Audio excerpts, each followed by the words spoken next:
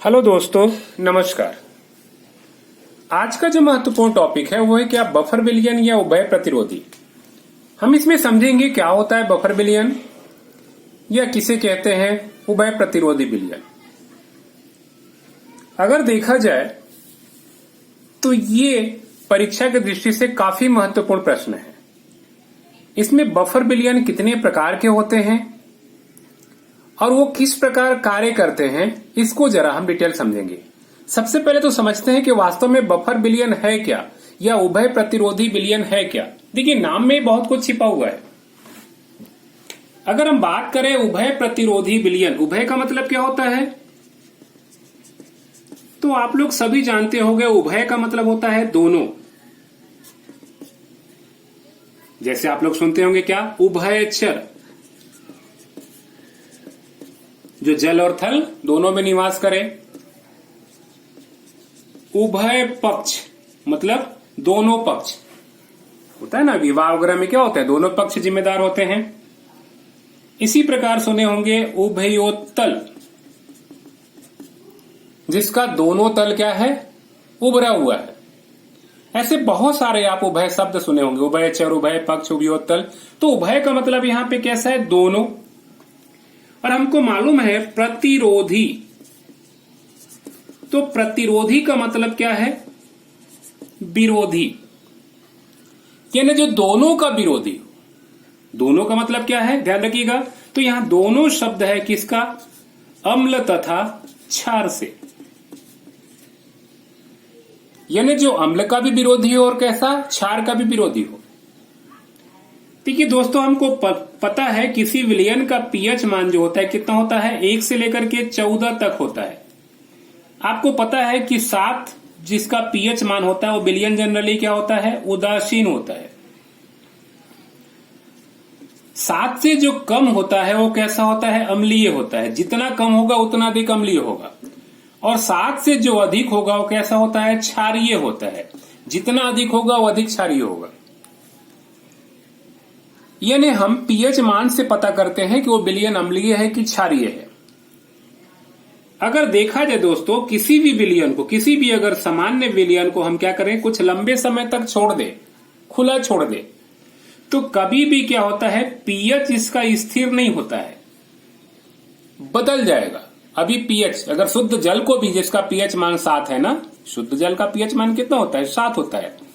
अगर इसको भी कुछ समय के लिए छोड़ दिया जाए ना, तो क्या होगा, पीएच मान बदलेगा। कैसे बदलेगा, वायुमंडल से जैसी कार्बन डाइऑक्साइड, सल्फर डाइऑक्साइड जैसे गैस घुलेंगे, क्या होगी, ऑटोमेटिक घुलेगा वो। हमको मालूम है समुद्री जल या सामान्य जल में क्या होता है, लगातार ऑक्सीजन घुलता रहता है।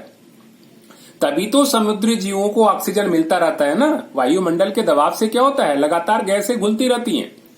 इसीलिए जितने भी जलीय जीव होते हैं उनको लगातार ऑक्सीजन मिलता रहता है। अगर नहीं घुलता तो क्या होता है, एक दिन ऐसा होता है कि सारे जीव जल के ऑक्सीजन को समाप्त कर दिए होते। तो ध्यान रखिएगा, ये गैसों के घुलने से क्या होता है, शुद्ध जल जिसका पीएच मान 7 होता है ना, वो बदल जाता है, वो कभी भी शुद्ध नहीं होगा। जब क्या होता है, समुद्र तट से भाप बनकर जल उड़ता है ना, तो उस वक्त बिल्कुल शुद्ध जल होता है। परंतु जैसी वायुमंडल में प्रवेश करता है उसमें बहुत सारी गैसें घुलती हैं। आप लोग सुने होंगे अम्लीय वर्षा। तो वहां क्या होता है, sulphur dioxide, sulphur trioxide, carbon dioxide गैसें क्या होती है, घुल जाती हैं और घुलकर क्या करता है, एसिड बना लेता है। कुल मिलाकर देखा जाए ना, तो कोई भी अगर विलयन, सामान्य विलयन की अगर हम बात करें, अगर उसको हम खुली अवस्था में छोड़ देना तो कभी भी उसका पीएच मान स्थिर नहीं होता है, समय के साथ बदलता रहता है। अब हम समझेंगे कुछ ऐसे विलयन का, ठीक उल्टा चलते हैं दोस्तों, ध्यान रखिएगा। कुछ ऐसे विलयन होते हैं जिसका पीएच क्या होता है, बिल्कुल स्थिर होता है, यानी पीएच का मान कभी भी नहीं बदलता है। अब यहां क्या आया था, उभय। इसके अलावा अगर इस विलयन में अगर थोड़ा सा क्या कर दे, हम अम्ल मिला दे, थोड़ी मात्रा, ध्यान रखिएगा ना, थोड़ा मात्रा में अगर क्या करें, हम इसमें अम्ल मिला दे, तो भी इसका पीएच क्या होता है, स्थिर रहता है। अगर इसमें थोड़ा क्षार मिला दे तो भी देखा गया है कि पीएच इसका क्या होता है, स्थिर रहता है। अगर इसको लंबे समय तक रखें अगर इसको हम क्या करें, लंबे समय तक रखें तो भी पीएच क्या होता है, स्थिर रहता है। यानी हम एक ऐसे विलयन की बात कर रहे हैं जिसका पीएच मान किसी भी परिस्थिति में परिवर्तित नहीं हो रहा है। यानी उस विलयन को अगर लंबे समय तक रखें तो भी, उसमें थोड़ा सा अम्ल मिला दे तो भी, थोड़ा सा क्षार मिला दे तो भी क्या है, पीएच मान में किसी प्रकार का परिवर्तन नहीं हो रहा है। दोस्तों या वास्तव में यही विलयन जो है ना वो क्या कहलाता है, बफर विलयन कहलाता है। या इसी को हम कहते हैं क्या, उभय प्रतिरोधी विलयन कहते हैं। शुद्ध जल का पीएच मान 7 होता है, हमको पता है। जैसे इसमें अगर थोड़ा सा अम्ल मिला दे, इसका पीएच मान क्या होगा, 7 से कम हो जाएगा, बदल जाएगा। इसमें जैसे ही थोड़ा क्षार मिला दे, इसका पीएच मान क्या होगा, 7 से अधिक हो जाएगा, यानी क्या होगा, क्षारीय हो जाएगा। लेकिन हम एक ऐसे विलयन की यहां बात कर रहे हैं जिसका पीएच मान बिल्कुल स्थिर है। तो अगर बफर विलयन को परिभाषित करना चाहें तो हम क्या कर सकते हैं, वह विलयन जिसका पीएच मान स्थिर या निश्चित होता है।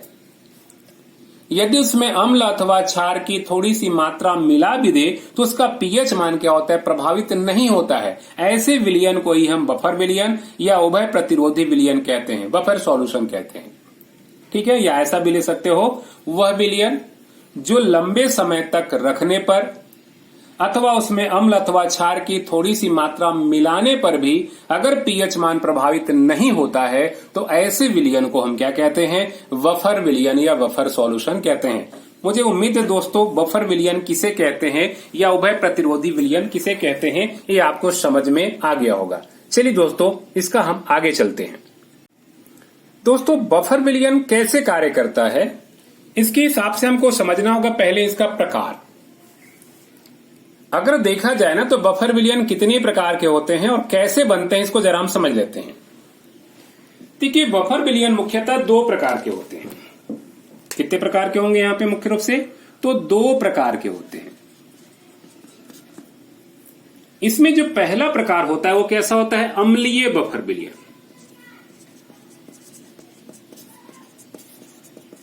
पहला कौन सा होगा, अम्लीय बफर विलयन।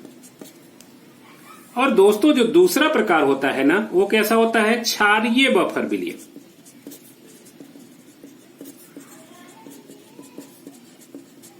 तो ये 2 प्रकार के होते हैं, निर्भर करता है कि वो अम्ल से मिलकर बना है अथवा वह क्षार से मिलकर बना हुआ है। जरा समझते हैं दोस्तों ये बनता कैसे है। देखिए किसी भी बफर विलयन में अगर बात करें, चाहे वो अम्लीय हो चाहे क्षारीय हो, इसमें 2 पदार्थ की आवश्यकता होगी। यह न बफर विलयन में एक नहीं बल्कि कैसा होगा, 2 पदार्थ की आवश्यकता होगी। अगर हमको अम्लीय बफर विलयन बनाना है ना तो इसमें जो पहला पदार्थ होगा वो कैसा होगा, एक दुर्बल अम्ल होगा। और ध्यान रखिएगा जो दूसरा पदार्थ होगा उसी अम्ल का कोई प्रबल अकार्बनिक लवण होगा।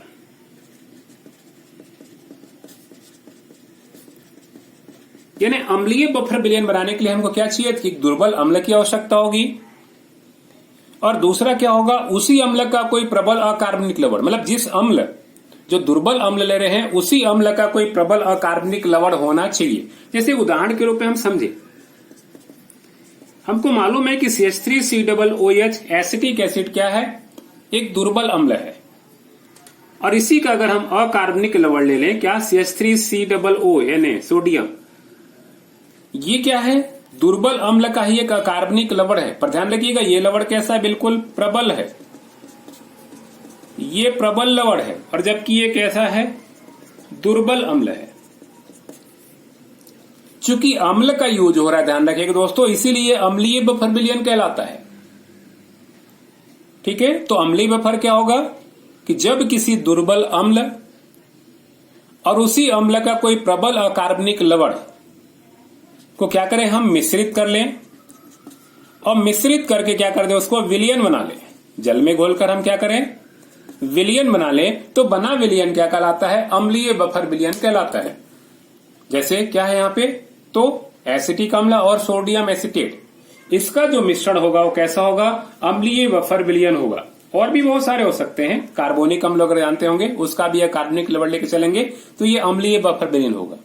तो अम्लीय बफर विलयन के लिए शर्त क्या है कि कम से कम एक दुर्बल अम्ल होगा और उसी अम्ल का एक प्रबल कोई क्या होगा, अकार्बनिक लवण होगा। तो मैं परिभाषा क्या हो जाएगा अम्लीय बफर विलयन का कि जब किसी दुर्बल अम्ल और उसी अम्ल के प्रबल अकार्बनिक लवण के मिश्रण को जल में घोलकर विलयन या विलायक में घोलकर विलयन बनाया जाता है तो बना विलयन क्या कहलाता है, अम्लीय बफर विलयन कहलाता है। उदाहरण के रूप में ले सकते हैं कि एसिटिक अम्ल तथा सोडियम एसिटेट का मिश्रण जो होता है कैसा होता है, अम्लीय बफर विलयन होता है। दोस्तों बात करें कैसा, क्षारीय का, तो क्षारीय के साथ भी यही होगा दोस्तों। इसमें एक पहला पदार्थ क्या होगा, वही दुर्बल क्षार होगा। पहला पदार्थ क्या होगा, दुर्बल क्षार होगा और दूसरा पदार्थ क्या होगा, उसी क्षार का, जो क्षार यूज किए हैं उसी क्षार का क्या होगा, कोई प्रबल अकार्बनिक लवण होगा। और इस लवण के जो मिश्रण होंगे दोनों का, इसको क्या करेंगे हम, विलयन बना लेंगे। ध्यान रखिएगा दोस्तों, तो यही विलयन क्या कहलाएगा यहाँ पे, तो क्षारीय बफर विलयन कहलाता है। उदाहरण के रूप में देख लें, जैसे कि हमको मालूम है NH4OH अमोनियम हाइड्रोक्साइड एक दुर्बल क्षार है। इसी का एक प्रबल ले ले हम नौशादर या अमोनियम क्लोराइड। ध्यान रखिएगा ये दोनों का मिश्रण कैसा होगा यहाँ पे, तो यह जो होगा कैसा होगा, क्षारीय बफर विलयन। ध्यान रखिएगा विलयन होगा तभी दोस्तों, केवल अगर ठोस में मिश्रित करेंगे तो ये बफर विलयन नहीं कहलाएगा। इसको क्या होना चाहिए, दोनों को मिश्रित करके विलायक में घोलकर विलयन बनाया जाना चाहिए। तो क्षारीय बफर विलयन उसी प्रकार का होगा कि जब किसी दुर्बल क्षार और उसी क्षार का कोई प्रबल अकार्बनिक लवण के मिश्रण को मिश्रण को विलायक में घोलकर विलयन तैयार किया जाता है तो बना विलयन क्या कहलाता है, क्षारीय बफर विलयन कहलाता है। तो यहाँ बफर विलयन दो प्रकार का होता है। ठीक है दोस्तों, अब हम समझ में आ गया होगा कि देखिए चाहे वो अम्लीय बफर विलयन हो चाहे वो क्षारीय बफर विलयन हो, बफर विलयन बनाने के लिए दो पदार्थों की आवश्यकता होगी। एक क्या दुर्बल अम्ल या दुर्बल क्षार की आवश्यकता होगी और दूसरा क्या होगा, उसी अम्ल या उसी क्षार का कोई प्रबल अकार्बनिक लवण का मिश्रण होगा जो जल या विलायक में घोलकर विलयन तैयार किया गया होगा। मुझे उम्मीद है दोस्तों बफर विलयन का प्रकार पूरी तरह से आपके समझ में आ गई होगी। चलिए दोस्तों आगे देखते हैं। चलिए दोस्तों अब समझते हैं कि बफर विलयन वास्तव में कार्य कैसे करता है। ऐसा क्या होता है बफर विलयन में कि अम्ल मिला दे अथवा क्षार मिला दे तो भी इसका पीएच मान प्रभावित नहीं होता है, यह बहुत लंबे समय तक भी रहता है। तो क्या होता है, पीएच प्रभावित नहीं रहता है। दोस्तों इसकी क्रियाविधि जो है एक विशेष भाग पर निर्भर करता है। अगर हमको इसकी क्रियाविधि समझना है ना तो हमें एक टॉपिक समझना अनिवार्य होगा और वो क्या समझना होगा, सम आयन प्रभाव क्या है या कॉमन आयन इफेक्ट क्या है। इसी पे आधारित है बफर विलयन की क्रियाविधि।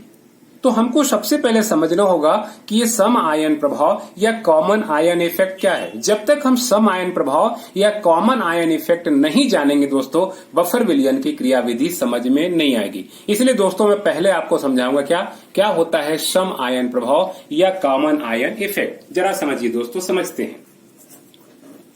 देखिए इसको समझने के लिए क्या कहे दोस्तों, हम उदाहरण लेके चल रहे हैं वही एक बफर विलयन वाला ही। जैसे मान लीजिए हम दो पदार्थ इसमें मिला रहे हैं। जैसे मान लीजिए एक पदार्थ है क्या है, एसिटिक एसिड है, CH3COOH है। अगर इसको हम जल में या विलायक में घोलेंगे तो क्या होगा, ये CH3COO- और H+ मिलेगा। हमको मालूम है चूंकि ये दुर्बल है इसलिए क्या होगा, इसका आयनन बिल्कुल कम होगा। अब इसी में एक दूसरा पदार्थ हम घोलते हैं, CH3COOH है।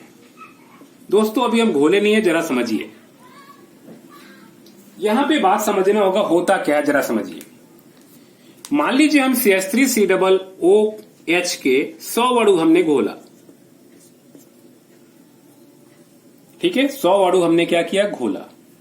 मान लेते इसमें से क्या है 5 आयन हमको ये मिला और 5 आयन मिला, क्योंकि दुर्बल है बहुत कम आयन क्या होंगे, प्राप्त होंगे। अब ये 5 आयन क्या है, प्राप्त हुआ है मान लीजिए।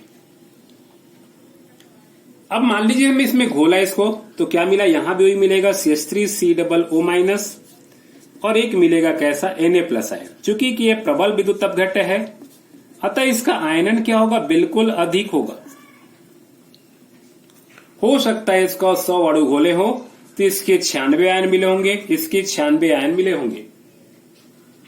अब दोस्तों जरा बात समझना होगा यहां पे, जैसे ही इसको घोलते हैं ना तो यहां एक विशेष परिवर्तन होता है। यहां दो चीज को ध्यान दीजिएगा। यहां देखिए ये दोनों आयन बिल्कुल क्या है, समान है, यानी इससे भी एसीटेट आयन मिल रहा है, इससे भी एसीटेट आयन मिल रहा है। यहां ऐसा देखा गया है ना कि जो प्रबल विद्युत अपघट्य का जो अधिक आयनन होता है, तो यहां एक आयन क्या है, समान है। इसके अधिक आयनन के कारण क्या देखा गया है कि इसका आयनन घट के और कम हो जाता है। हो सकता है कि अब कितना रह जाए, 3 ही रह जाए, यानी जो पहले 5 था अब कितने में आ गया, केवल 3 ही आयन मिले, मतलब 3H+ मिले और 3COO, इससे ना, इससे तो मिले ही मिलेगा। वास्तव में यही है सम आयन प्रभाव या कॉमन आयन इफेक्ट। इसको हम ऐसे व्यक्त करते हैं कि जब किसी दुर्बल विद्युत अपघट्य में कोई ऐसा प्रबल विद्युत अपघट्य घोल दिया जाए कि उसका एक आयन क्या है, समान है,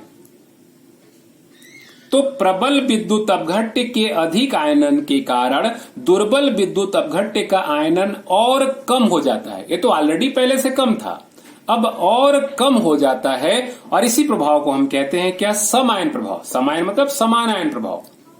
तो परिभाषा क्या होगी, फिर से सुन लीजिए कि जब किसी दुर्बल विद्युत अपघट्य में कोई ऐसा प्रबल विद्युत अपघट्य घोल दिया जाए कि उसका एक आयन क्या हो, समान हो, तो यहां प्रबल विद्युत अपघट्य के अधिक आयनन के कारण दुर्बल विद्युत अपघट्य का आयनन और कम हो जाता है। इसे ही हम कहते हैं क्या, सम आयन प्रभाव या कॉमन आयन इफेक्ट। परिभाषा बिल्कुल क्लियर हो गई दोस्तों। वास्तव में पहले 5 आयन है ना, जरूरी नहीं कि 5, 6, 4 भी हो सकता है। एक उदाहरण के लिए हमने नंबर से समझाया है।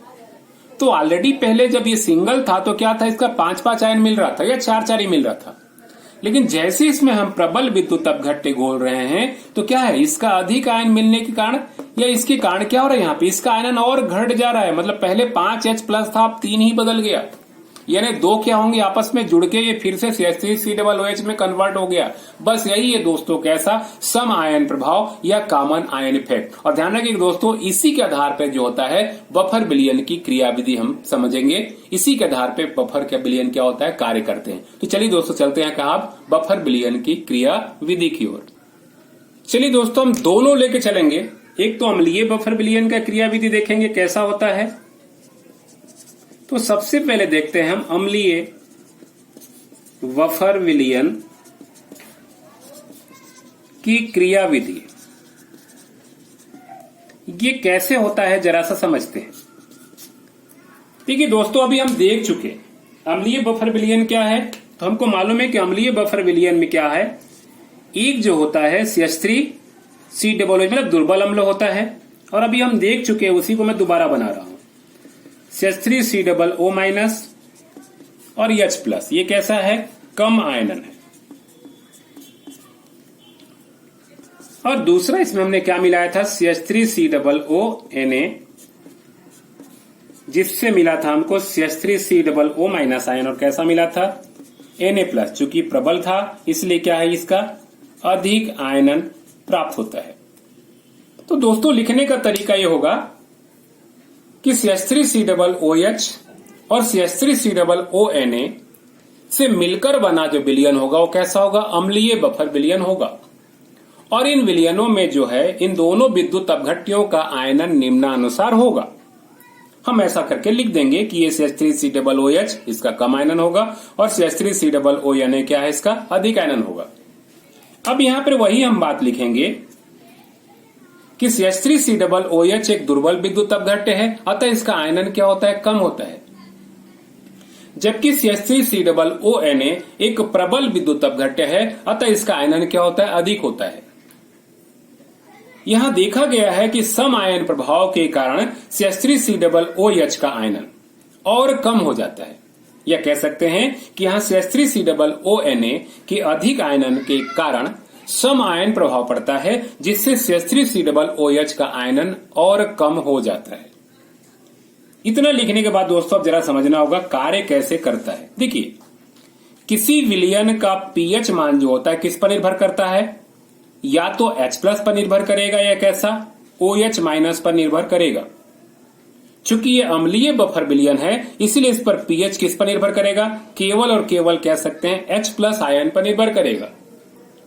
यहां OH का भी कोई लेना देना नहीं है, यानी इस बफर विलयन का पीएच मान किस पर आधारित है, H पर है। मान लीजिए इसमें क्या है 5 या 7 ही है या 3 ही, मान लीजिए 3 ही H प्लस है, एक समझने के लिए, क्योंकि इसका आयनन ऑलरेडी क्या है कम हो चुका है। अब हमको समझना होगा कि आखिर इसका पीएच मान सुरक्षित या आरक्षित कैसे रहता है। तो जरा हम एक उदाहरण लेके चलते हैं। देखिए दोस्तों होता क्या जरा समझिए। मान लीजिए इस विलयन में हम क्या कर रहे हैं, थोड़ा सा मिला दे रहे हैं, कैसा, कोई एक प्रबल अम्ल में अम्ल मिला दे रहे हैं HCl। देखिए होता क्या जरा समझिए, अम्ल मिलाने पर आखिर इसका पीएच मान प्रभावित क्यों नहीं होता है, जरा समझिए। देखिए वास्तव में जैसे ही HCl मिलाएंगे तो क्या होता है, यहां पे H प्लस आयन मिलेगा और कैसा Cl माइनस मिलेगा, क्योंकि क्या होगा इसका अधिक आयनन होगा। निश्चित है कि जब H प्लस आयन मिलेगा तो क्या होगा, H प्लस बढ़ेगा मतलब पीएच मान बदलेगा। ठीक है दोस्तों, पीएच मान बहुत अल्प समय के लिए बदलता जरूर है, पर होता क्या जरा समझिए। ये जो देख रहे हैं दूसरा ना कौन सा CH3COONA, ये पहले से ही है। तो ये CH3COO माइनस जो Na प्लस मिला था इसका भी क्या है, चूंकि अधिक आयनन हो रहा है, पहले से ही हो रहा है। तो जैसे इसमें अम्ल मिलाते हैं तो जितना भी H प्लस आयन होता है क्या होता है, ये जो CH3COO या सोडियम एसीटेट से जो मिला है ना एसीटेट आयन, इसके साथ ये जुड़ जाता है और जुड़ने के बाद ये बना लेता है क्या, CH3COOH।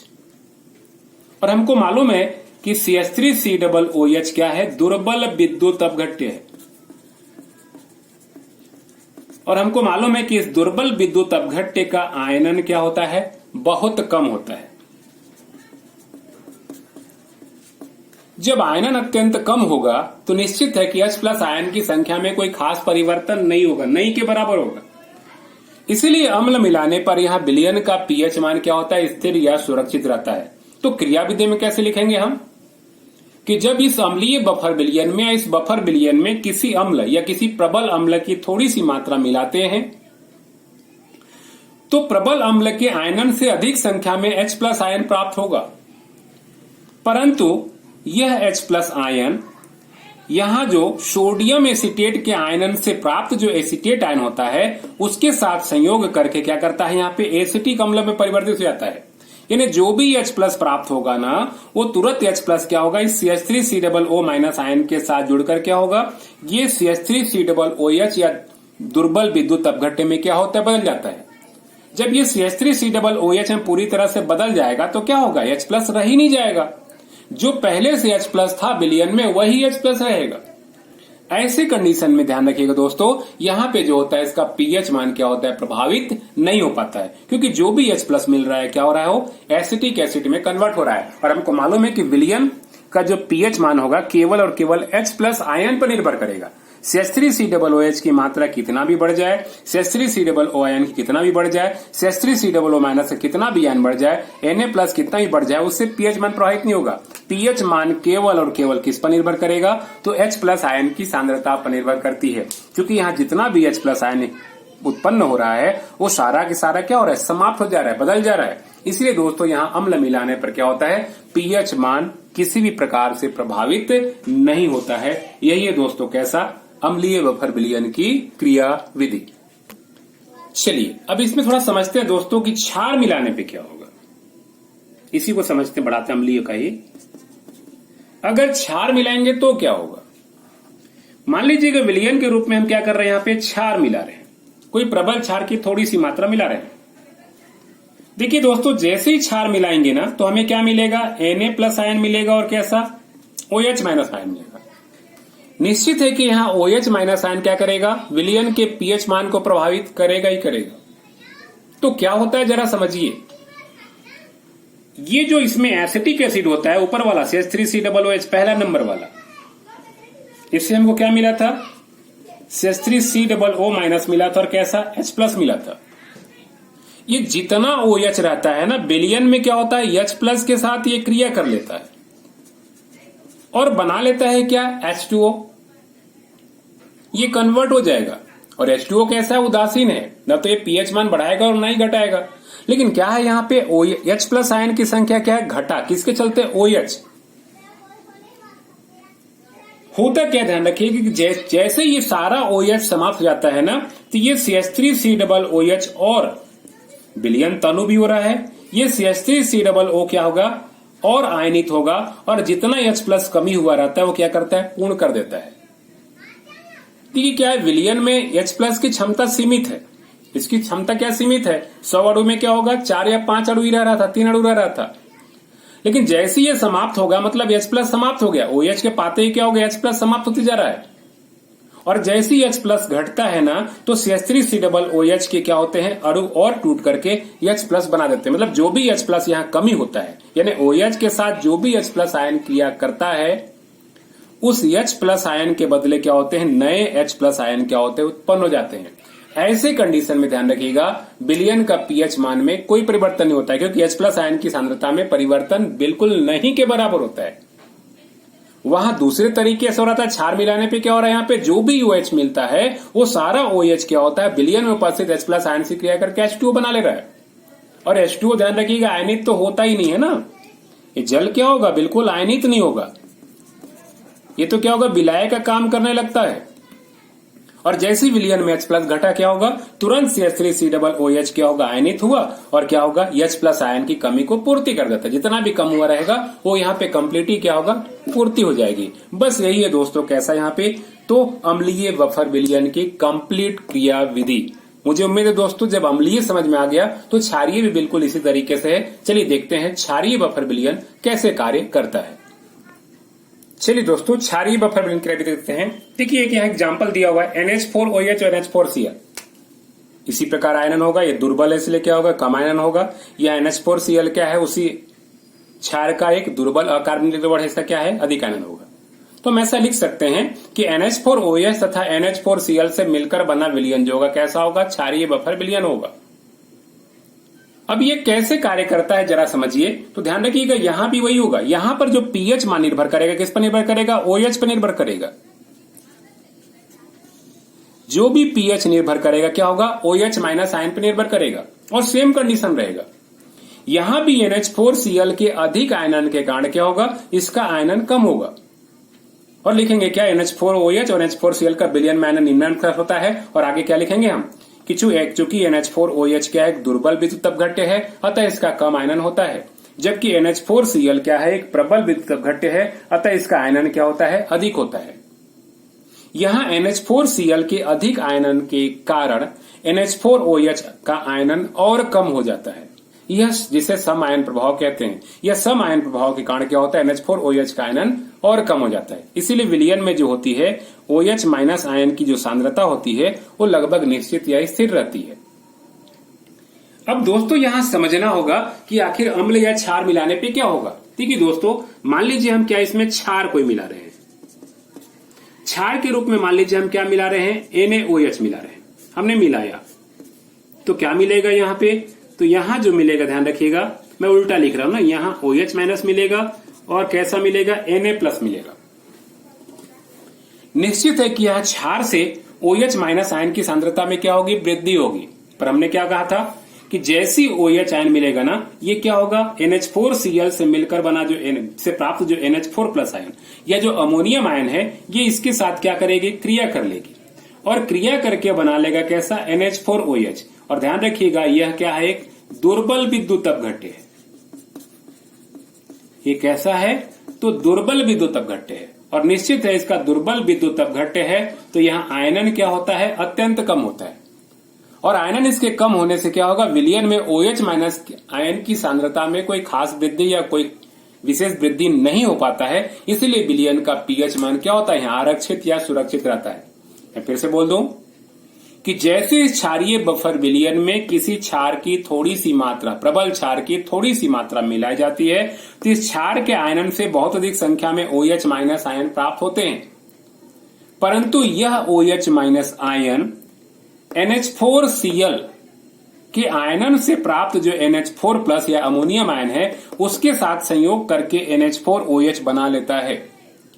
चूंकि NH4OH एक दुर्बल विद्युत अपघट्य है, अतः इसका विलयन में क्या होता है, आयनन बहुत कम होता है। फलस्वरूप विलयन में OH माइनस आयन की सांद्रता में कोई विशेष परिवर्तन या खास परिवर्तन नहीं हो पाता है। फलस्वरूप विलयन का pH मान क्या होता है, सुरक्षित रहता है। अब दोस्तों जरा समझते हैं कि इसमें अगर कोई अम्ल मिलाएंगे तो क्या होगा। ठीक उल्टा वैसी होगा। अगर अम्ल मिलाते हैं HCl तो हमको मालूम है कि अम्ल मिलाने से क्या होगा, यहाँ H+ आयन मिलेगा और कैसा Cl- मिलेगा। यह H+ क्या होगा, प्रभावित करेगा। बस वही ऊपर वाला उठाएंगे। ये क्या होता है, यहाँ पे जो इसमें NH4OH आयन से प्राप्त होता है कौन सा आयन, OH माइनस आयन। उल्टा लिख रहा हूं दोस्तों समझने के लिए। ये इसके साथ क्रिया करके क्या होगा, पिछले जैसा क्या बना लेगा, H2O बना लेगा, जल बना लेगा। क्या बना लेगा यहाँ पे, तो H2O बना लेगा। और निश्चित है दोस्तों कि H2O जो होता है क्या होता है, आयनित नहीं होता है। विलयन में क्या होगा, OH माइनस आयन की सांद्रता घटेगा, लेकिन तुरंत ही क्या होगा, अतिरिक्त जो NH4OH अणु है ये तुरंत क्या होगा, यहाँ पे आयनित होकर के फिर से क्या होगा, ये NH4+ आयन और OH माइनस आयन क्या होगा, बना लेगा।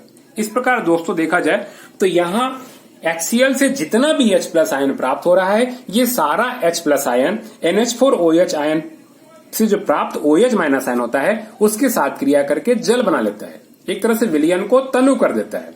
और इसके आयनित, ये चूंकि क्या होता है, आयनित नहीं होता है। और जितना घटा होता है ना NH4OH आयन से OH माइनस आयन, ये NH4OH अतिरिक्त NH4OH जो बचा हुआ है, या कह सकते हैं जो बना हुआ है, ये क्या NH4OH आयनित होकर के OH माइनस आयन की कमी को दूर कर देता है। यानी जितना क्या होगा, ये जुड़ेगा उतनी संख्या में नया OH प्राप्त हो जाता है। इसीलिए विलयन में क्या होता है, OH माइनस आयन की सांद्रता में कोई परिवर्तन नहीं होता है। फलस्वरूप विलयन का pH मान पूरी तरह से क्या होता है, सुरक्षित रहता है। दोस्तों उम्मीद है कि बफर विलयन क्या है, ये कितने प्रकार के होते हैं और इनकी क्रिया विधि किस प्रकार का है, ये सारा चीज विस्तृत रूप से समझ में आ चुका होगा। दोस्तों अगर वीडियो पसंद आई होगी तो लाइक और शेयर और कमेंट सेक्शन में अपना कमेंट्स जरूर देंगे कि ये वीडियो कैसे लगा। अगर वीडियो पसंद आए दोस्तों तो मुझे उम्मीद है कि आपकी कमेंट्स जरूर आएगी, ताकि मैं और बेहतर से बेहतर वीडियो बना सकूं। ओके दोस्तों, गुड बाय, थैंक यू।